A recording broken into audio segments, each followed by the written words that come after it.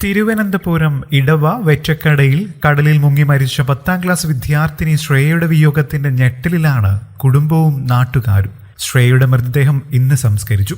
പഠനത്തിലും പാഠ്യേതര പ്രവർത്തനങ്ങളിലും മിടുക്കിയായിരുന്നു ശ്രേയ. മൊബൈൽ ഫോൺ അമിതമായി ഉപയോഗിക്കുന്നതിനെ ചൊല്ലി പെൺകുട്ടിയെ വീട്ടിൽ വഴക്കു പറഞ്ഞിരുന്നു. തുടർന്ന് ഫോൺ വാങ്ങിവെക്കുകയും ചെയ്തു. പിന്നീട് സ്കൂൾ യൂണിഫോം ധരിച്ച് പുറത്തിറങ്ങിയ വിദ്യാർത്ഥിനി അരമണിക്കൂറിന് ശേഷം മരിച്ചുവെന്ന വാർത്തയാണ് വീട്ടുകാരെ തേടിയെത്തിയത്.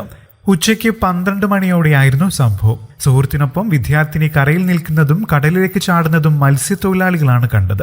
ഇവർ ഉടൻ അയിരൂർ പോലീസിൽ വിവരം അറിയിച്ചു. പോലീസും ഫയർഫോഴ്സും സ്ഥലത്തെത്തി തിരച്ചിൽ നടത്തവെയാണ് പെൺകുട്ടിയുടെ മൃതദേഹം കാപ്പിൽ പൊഴി തീരത്തു നിന്നും ലഭിച്ചത്. ധനകാര്യ സ്ഥാപനം നടത്തുന്ന സാജന്റെയും അധ്യാപികയായ സിബിയുടെയും മകളാണ് ശ്രേയ. കൂടെയുണ്ടായിരുന്ന ആൺകുട്ടിയെക്കുറിച്ച് വിവരങ്ങളൊന്നും ലഭിച്ചിട്ടില്ല. CCTV ദൃശ്യങ്ങൾ കേന്ദ്രീകരിച്ച് പോലീസ് അന്വേഷണം നടത്തുന്നുണ്ട്. അയിരൂർ MGM മോഡൽ സ്കൂളിലെ വിദ്യാർത്ഥിനിയാണ് ശ്രേയ. കൂടുതൽ വാർത്തകൾക്കും വിശേഷങ്ങൾക്കുമായി ഈ ചാനൽ സബ്സ്ക്രൈബ് ചെയ്യാൻ മറക്കല്ലേ. നന്ദി.